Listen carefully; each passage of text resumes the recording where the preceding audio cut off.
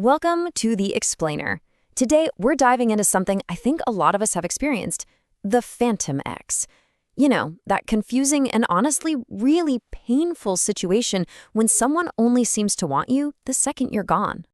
Let's just jump right in. It's a question that can seriously mess with your head, right? Why is it that some people only seem to wake up and realize what they had after the relationship is already over? And while it can feel incredibly personal, like it's all about you, this isn't just some random emotional thing. It's actually a predictable pattern. And believe it or not, the science of adult attachment gives us a surprisingly clear roadmap to understanding what's going on. To really get to the bottom of this, we need to start with one key concept, and that's the avoidant attachment style. So what does that actually mean? Well, the book Attached defines the style as a deep, deep discomfort with intimacy. It's a paradox because on some level, they do crave connection, but getting too close feels genuinely threatening to them. You can think of these traits as powerful defense mechanisms. For someone with an avoidant style, their independence is everything. So when a relationship starts to deepen, it can feel suffocating, like they're losing themselves.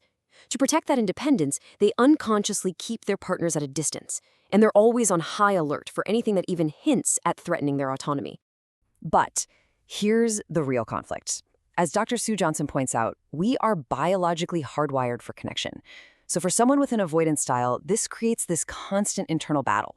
You have this fundamental human need for closeness clashing with a powerful, learned fear of that very same thing. So how does a person manage that deep conflict? How do they keep intimacy at arm's length, even when they're in a relationship they say they want? Well, this brings us to the core mechanism. They use something called deactivating strategies. Just think of these as unconscious thoughts and behaviors that work like a dimmer switch for intimacy. Whenever closeness starts to feel too intense, these strategies kick in to turn down the brain's natural desire to connect. So what do these strategies actually look like? Well, it could be anything from suddenly focusing on a partner's tiny flaws, the way they chew their food, or pulling away right after a really great, intimate date. But one of the most powerful deactivating strategies of them all is fantasizing about a past partner, creating what the authors of Attached call the Phantom Ex.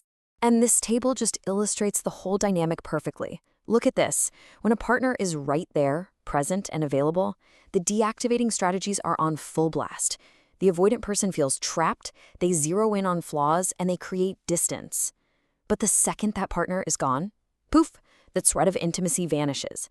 And suddenly the memories get idealized, the feelings of love rush back, and this powerful longing begins. All because it's happening from a distance that finally feels safe. And this is the absolute key takeaway. For the avoidant style, distance equals safety.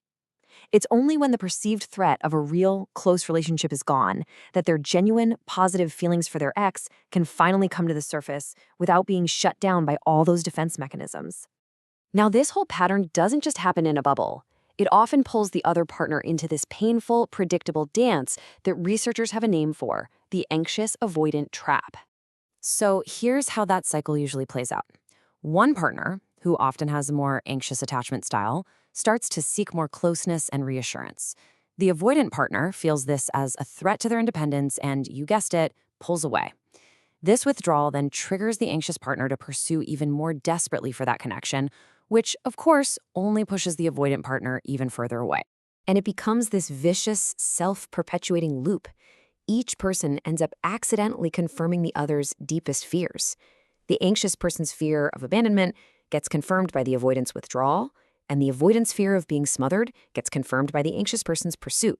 It's an incredibly difficult cycle to break because both people feel like their negative beliefs about relationships are being proven right over and over again.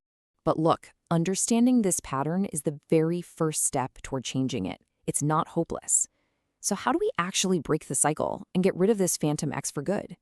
Well, attachment science gives us some really clear, actionable steps. It all starts with just acknowledging the habit of idealizing an ex. Then it's about consciously remembering the real reasons the relationship ended, not the rose-colored fantasy version. From there, you have to actively stop using the Phantom Ex as an escape hatch and instead invest in your present relationship, maybe by focusing on gratitude. And finally, you have to let go of that damaging myth of finding the one. And this really all points to a massive shift in mindset. The goal isn't to passively sit around waiting for some flawless person to just show up. It's about actively choosing someone, flaws and all, and then doing the work to build a real, vulnerable, and secure connection with them. And this brings us to a final and maybe the most crucial question we can all ask ourselves. What unconscious patterns might be shaping our own connections? Because bringing those patterns out into the open, just seeing them for what they are, is the very first step toward building the secure, loving relationships that we are all wired for and that we all deserve.